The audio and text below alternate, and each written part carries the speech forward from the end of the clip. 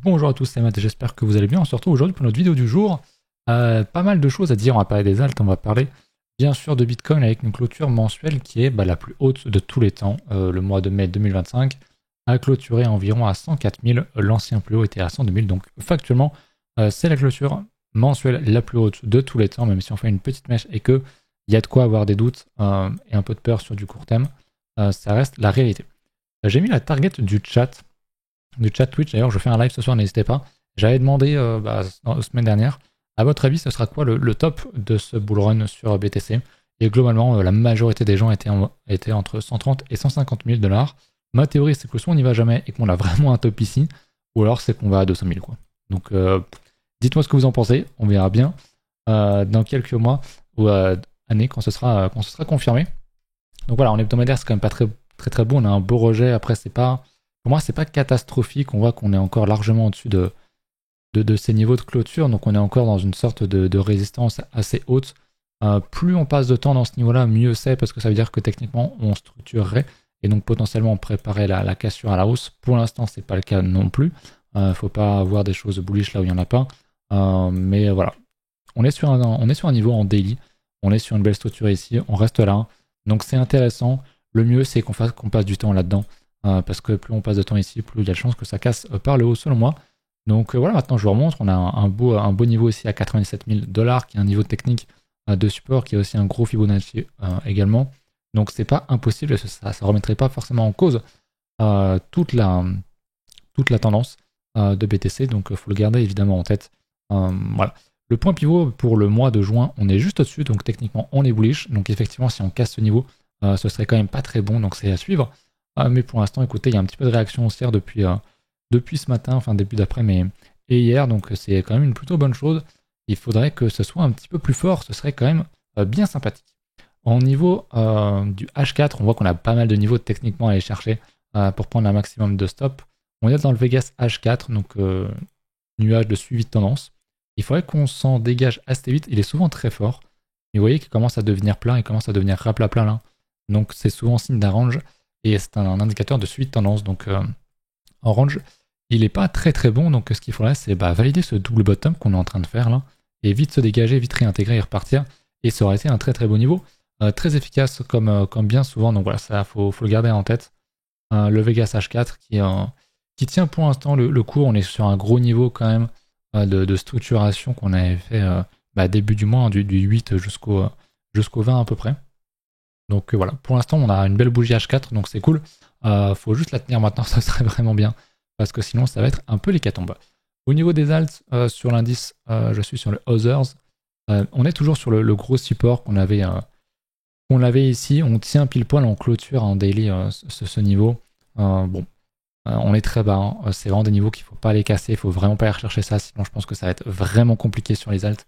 Et on risque de connaître vraiment une grosse période très difficile.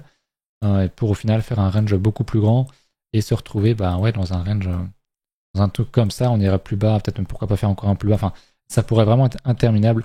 Là pour moi on a quand même fait une structure en daily ici, de retournement de tendance, on a vraiment une envie de remonter, donc il faut vraiment qu'on tienne ce niveau pour repartir plus haut et pour confirmer l'intention haussière, et si effectivement on revient recasser ce niveau-là à 300 milliards sur le Others, on aura une bonne impulsion, une bonne envie d'aller plus haut sur les alts, et je pense qu'on aura enfin droit au bonheur sur ce genre d'indice. Je vous montre pas les autres, c'est globalement vraiment la même chose. Au niveau des terres, on avait fait une cassure en H4 qui a été avortée, vous voyez, on a fait une mèche, donc ça c'est pas très bon, hein, j'en parlais en live. Quand on a ce genre de truc, quand on fait une déviation ici, l'objectif c'est minimum d'aller chercher mid-range, et puis si vraiment on veut faire chier, et bien on va chercher l'autre range, voire faire une autre déviation dans l'autre sens, donc je serais pas étonné d'un Ether qui irait tomber beaucoup plus bas, pourquoi pas, et qui irait chercher les 2300 $ ou un peu en dessous. Ça reste extrêmement haussier, hein, je veux dire. Ether, voilà, tant qu'on ne casse pas les 2000 $, pour moi, ça reste très strong. Il a cassé un beau niveau, il a quand même une vraie impulsion haussière. On a quand même des bougies en hebdomadaire ici. Énorme d'indécision. On en a 3 actuellement, donc c'est très fort. Ça montre bien qu'il y a de la compression, il y a beaucoup d'hésitation. Et ce qu'on veut voir, évidemment, c'est une poursuite haussière. Si on fait ça, je pense que ça peut aller vraiment très vite, beaucoup plus vite qu'on peut ne le penser. Et puis si on n'y va pas, ma foi, on ira chercher un niveau plus bas, on structurera, et on fera ce qu'on a à faire dans les dans les mois à venir, mais ouais, faut suivre ce range en daily de très très près, a priori. Sur la paire BTC, c'est un peu pareil. On avait un mini niveau ici qui avait cassé en H4. Bon, au final, il ne tient pas, donc je vais l'enlever. Pour moi, il est plus d'actualité. Au final, on se retrouve avec quelque chose d'assez similaire à la paire en dollars. On va se mettre une zone ici, donc ça va être quelque chose, une résistance à surveiller, bien sûr. Mais voilà, on a quand même une belle impulsion haussière, faut pas l'oublier. Même si on structure, même si on fait un double top ici, ça pourrait être un piège. Si on réintègre, ça serait bien. On n'y est pas encore. Donc pour l'instant, il n'y a rien. Pour l'instant, il y a une consolidation, il y a eu un gros momentum et une consolidation pour l'instant. Comment ça va se terminer on ne sait pas encore, donc voilà, faut l'avoir sous les yeux. Mais tant qu'on ne casse pas là où j'ai mon niveau de... Là où j'ai mon curseur ou là, la grosse résistance, en vrai, il n'y a pas grand-chose à dire là-dessus. Il faut être patient. Dernier indice sur les altcoins, vous savez que je regarde beaucoup, c'est le Others divisé par BTC. On fait un plus bas. On avait une grosse impulsion, on avait une grosse envie mi-mai. Et puis en fait, non, on a tout ravalé. Comme à chaque fois, malheureusement, on a l'air de refaire peut-être une déviation dans une déviation. Ça commence à faire beaucoup. Mais si on tient ce niveau, ça ne sera pas quelque chose de mauvais. Si on revient rechercher, franchement, ça pue. Ça puerait vraiment très très fort. Donc ouais. Là, les alts, honnêtement, prennent vraiment très cher. Même si, on va le voir, il y a quand même 2-3 belles choses. Mais c'est vrai que sur ce graphique-là, on attend cette grosse impulsion de fin de cycle sur les altcoins qui surdominent Bitcoin et tout. Pour l'instant, il n'y a rien du tout et ça fait un peu pitié à voir, soyons francs. Au niveau de la dominance de BTC, on va se placer en daily. Pareil, on a fait une grosse impulsion mi-mai, début mai. Et pour l'instant, on a l'air de retrouver, aller rechercher encore une fois les 65%. On est très fort, on y retourne. Bitcoin est vraiment très très fort. Donc ça peut s'inverser bien sûr à tout moment, mais je le redis, pour moi, tant qu'on ne casse pas à ce niveau-là, il n'y a rien d'intéressant sur la dominance et globalement sur les alts à faire. Donc voilà, dominance Bitcoin est extrêmement costaud. Rien à dire, c'est juste factuel. À chaque fois qu'on a un petit peu de bonheur sur les alts, c'est directement ravalé par la surpuissance de BTC. En termes d'alt sympa, une des plus belles que je trouve en termes de structure, c'est AI16Z, parce que si on regarde en daily, moi je suis rentré. J'en ai parlé dans l'école, d'ailleurs n'hésitez pas à venir sur le Discord. Il y a une école gratuite, on fait un point chaque semaine. Il y a pas mal de documentation également accessible gratuitement. Il faut juste passer par un de mes liens référents. Vous regardez en description et vous venez sur le Discord et je vous ajoute sans problème. On avait une belle structure ici. On avait une sorte de double bottom en Quasimodo. Et on est venu retester toute cette zone-là. Donc moi j'ai bien renforcé là-dedans. Ça a l'air de réagir quand même pas trop mal. Tant qu'on tient cette zone, honnêtement c'est bullish. Maintenant, si Bitcoin, si les alts décident de nous offrir un chemin différent, et qu'on fait ça, ouais, très clairement, ça va appuyer très très fort. Hein. Si on vient rechercher les plus bas sur ce niveau-là, je pense que c'est bien market et on n'aura pas le droit au bonheur avant quelques années. Donc gros niveau, très beau, très classique en termes de structure. Faut le tenir. Voilà, maintenant il faut juste le tenir. Et puis c'est tout. Voilà un petit peu pour le marché. Le reste, globalement, est similaire à la semaine dernière. Hype retest, mais on n'a toujours pas recherché le 28 $. Donc le premier arrêt, le 38.2 qui est ici, j'ai mis pas mal d'alarmes. Mais pour l'instant, il n'y a rien dessus. Ça pourrait être une très très bonne entrée. Si jamais on y va, qui est une alt ultra performante. Le Fartcoin, pareil aussi. Hein. On tient le 38.2 en hebdo. Vous voyez qu'on le tient, donc c'est aussi une alt qui est très très forte. Hein, je vous le dis souvent, mais le 38.2 en retracement. Quand on a beaucoup de momentum, c'est souvent des bottoms, donc très intéressant aussi.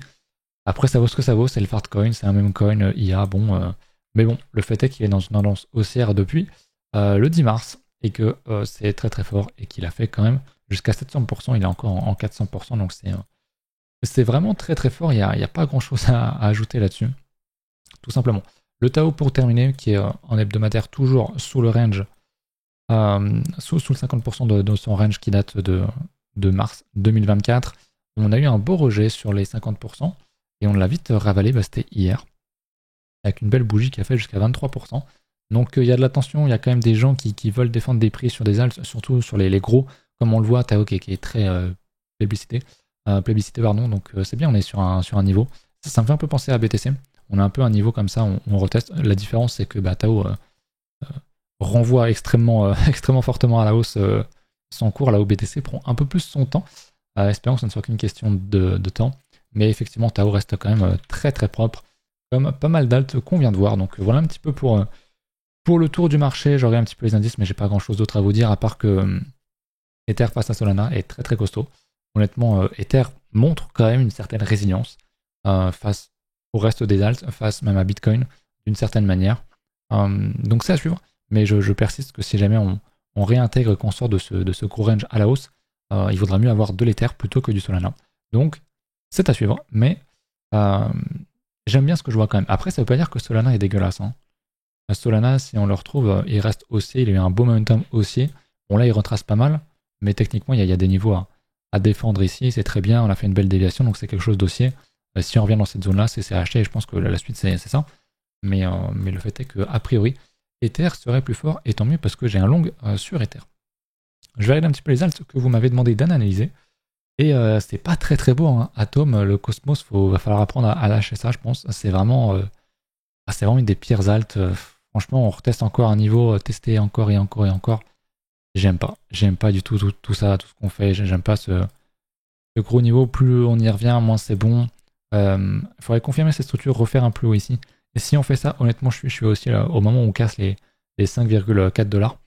Et sinon, franchement, c'est moche. Le fait si on revient là, franchement, c'est vraiment pas beau. Donc Cosmos, pour moi, c'est vraiment, c'est très très sale. Il n'y a rien, il n'y a aucune structure. C'est très tôt. Par contre, si effectivement on confirme un double bottom ici, admettons, potentiellement on pourrait en confirmer un plus gros derrière, comme ceci avec la cassure des 10$. Mais on n'y est pas, on l'a pas, c'est vraiment trop tôt pour l'instant. Il n'y a vraiment rien, donc pas fan du tout de Cosmos actuellement. Le Theta qui est un peu mieux, par contre. Si on regarde en daily, on a eu des belles structures. On a eu un beau range qui a cassé. Bon, malheureusement, on a l'air de pousser un petit peu le retest de cette zone-là. Il faudrait un rejet important, ce serait bien pour s'exposer à nouveau à la hausse. À la hausse, pardon, refaire des plus hauts et tenir absolument faire des lower, des higher low, pardon. Ça serait vraiment bien de défendre un bottom ici et de enfin venir rechercher faire un plus haut ici pour dire que oui, on est en tendance haussière. En tout cas, il y a un inversement de tendance. Il y a une tendance, un début de tendance haussière en daily là-dessus, mais pour l'instant, c'est pas le cas. On a une structure, mais on peut vite l'annuler, évidemment, comme vous le savez. Après, c'est vrai qu'en hebdomadaire, c'est quand même aussi sale, on est revenu très bas. C'est un coin qui fonctionne pas mal au pump and dump, malheureusement. Il y avait une grosse poussée en février-mars, ouais, juste février. Et puis on avait refait la même chose en novembre. Et derrière, on est tombé très très vite. Et on refait les plus bas de tout ça. Franchement, je suis pas ultra fan. Ça ressemble plus à un giga M McDonald's que autre chose, malheureusement. Donc c'est pas terrible. Après, on était peut-être en train de former une giga déviation ici, mais il faut confirmer. Et vraiment aller beaucoup plus haut sur le Theta. Et si on vient qu'on va plus haut de le 1,1$, je dis ok. Il y a sans doute un play à jouer, mais pour l'instant, c'est pas franchement folichon, tout simplement. Et enfin, on m'a demandé le rose, le Oasis, qui lui aussi est pas trop dégueu. Il a fait un beau momentum, il a tenté quelque chose, on avait un beau bottom, on a retesté des niveaux. Il tient encore des niveaux, il tient encore ce creux-là, il y a encore un creux qui est encore très loin du prix actuel, donc il y a quand même du momentum, il y a quand même des niveaux qui sont défendus par les acheteurs. Donc c'est quand même quelque chose de plutôt bon signe, il faut l'avouer. Mais pour l'instant, voilà, c'est toujours pareil. Hein. On a un gros niveau à aller chercher. Je serais beaucoup plus haussier si on venait casser les 0,0445. Ce serait bien quand on cassera ce niveau-là. En attendant, c'est pas terrible. Au niveau des ETF, désolé pour le blanc, d'un coup ça fait peur. On a évidemment énormément d'achats, on est déjà largement sur des ATH, contrairement à BTC. C'est vraiment très très fort. Il y a une grosse vente il y a 2 jours et le jour d'avant, mais en fait c'est largement compensé par les achats massifs qu'il y a eu au mois de mai et également en avril, fin avril. Donc la courbe reste extrêmement haussière. En termes d'ETF, ça achète vraiment en masse. Donc c'est une bonne chose, ça peut pas être une mauvaise chose en tout cas. Au niveau de BTC, je vais vous montrer le funding qui est toujours globalement très plat. Vous le savez, je suis en annualisé ou pas? Je suis pas en annualisé. Je l'ai en annualisé ailleurs, je sais pas si on peut le faire ici, je crois pas. On peut l'avoir ici sur le vélo. Sur vélo.xyz, on peut l'avoir ici en annualisé, je crois que je l'ai en annualisé ici. Ouais, on est à 7% en annuel, donc on voit qu'on est quand même très très bas. Il n'y a pas grand monde, factuellement, il n'y a pas grand monde là-dedans. On s'en doutait un petit peu, ça range. Par contre, sur le marché de manière générale, je vais le mettre ça en plus gros. On a ici, donc le deuxième, là c'est le funding que vous avez vu de BTC. En dessous, c'est le funding du marché globalement, et on a à nouveau beaucoup de rouge comme ce qu'on avait au bottom dans tous ces niveaux-là. Et on est en train de refaire pas mal de rouge, donc c'est surtout les alts, vous vous en doutez bien, vu que Bitcoin au-dessus est quand même vert, même si c'est pas énorme. Donc il y a des alts qui sont... les gens ont peur, les gens shortent massivement plutôt que de longues les structures.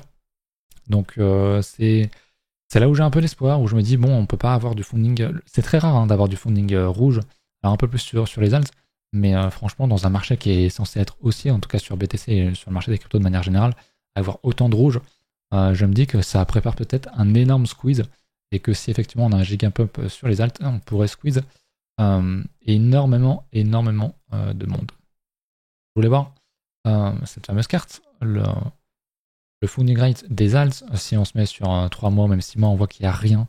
C'est vraiment extrêmement vert, à part voilà, le hype à un moment donné, le Fartcoin, mais le reste, il n'y a rien. Les tops a été posé à l'époque ici, on était vraiment beaucoup plus élevé. De toute façon, on est dans le négatif, il n'y a rien. Il n'y a vraiment rien. Là, on avait vraiment un beau pic de top, et c'était pareil encore avant. Il y avait de l'intérêt sur les alts, on était vraiment très chaud, il y avait vraiment beaucoup de funding. Là, il n'y a rien du tout, il n'y a aucun intérêt sur les alts. Donc oui, je préfère largement commencer à m'exposer sur ces niveaux-là, plutôt qu'à l'époque ici. Il n'y a vraiment rien, il y a un gros désintérêt, donc je préfère acheter ici que quand il y a toute la singerie qui est dedans, tout simplement. Voilà un petit peu pour ça. Au niveau du Fear Grid Index, on est à 56 ici. Sur CoinMarketCap, on va être sur quelque chose d'assez similaire. On est à 56 aussi, et j'ai l'impression qu'ils ont à nouveau les mêmes chiffres. Donc on est assez milieu, on n'est pas dans une grid extrême, on n'est pas dans une peur extrême, c'est normal. Le prix n'est pas très impressionnant, que ce soit à la hausse ou à la baisse. Enfin, on est quand même très proche d'un attache, faut pas l'oublier. Mais je vais revenir sur Bitcoin. Mais ouais, globalement, pour résumer, j'attends vraiment qu'on structure et qu'on fasse quelque chose sur BTC. Si on vient chercher les 112 000, je pense que ça peut être quelque chose d'extrêmement haussier. Globalement, faire un attache, ça serait très beau. À surveiller comment ça se passe, comment ça se fait. Si on s'en affranchit réellement et qu'on casse et qu'on passe vraiment en tendance. Si on revient encore une fois faire un attache et puis qu'on réintègre, que c'est très timide, ce sera pas très bon, évidemment. Mais pour l'instant, il n'y a rien. Donc, il faudra surveiller les alts. J'aimerais vraiment que Bitcoin pose un bottom ici, qu'on fasse encore une fois une structure haussière, qu'on ait un creux ici, qui soit oh putain, il veut pas me mettre mon dessin. On ait un creux ici qui soit défendu, qu'on reforme un creux ici dans le coin pour repartir, ce serait vraiment bien. Donc voilà, il va falloir suivre un petit peu ce mois de juin. Les étés sont pas réputés pour être franchement très haussiers. Globalement, c'est souvent soit un dump, soit un range globalement long et chiant. En tout cas, il y a un manque d'intérêt sur les marchés. Après, on le dit souvent, c'est souvent le fameux sell in May go away. Mais je rappelle que cette théorie va et fonctionne quand tu as un Q1 dans l'année qui est très puissant, ce qui n'a pas été franchement le cas. Au contraire, on a été très bearish jusqu'en avril, et on vient tout juste de restructurer quelque chose à la hausse. Donc c'est pas une théorie qu'il faut croire les yeux fermés et se dire ah bah on est en été donc je vends tout. C'est pas suffisant, évidemment. Ce que fait concrètement le marché est évidemment à suivre. Donc voilà, écoutez, je vous laisse là-dessus, j'espère que la vidéo vous a plu. N'hésitez pas à mettre un petit pouce bleu, mettre un petit commentaire pour les alts que vous voulez que j'analyse pour la semaine prochaine, et venez ce soir en stream. On va se faire pas mal de choses. On va analyser de fond en comble le marché. On va reparler un petit peu de cyclicité, de toutes ces choses-là. Et puis voilà, passez en description si jamais vous cherchez un exchange pour acheter des cryptos, vos premières cryptos. Il y a en description tout ce que j'utilise. Également un Linktree avec tous mes liens, tous mes réseaux sociaux. Donc n'hésitez pas. Je vous laisse là-dessus et je vous dis à la semaine prochaine. Et à ce soir pour ceux qui seront là en stream. Salut.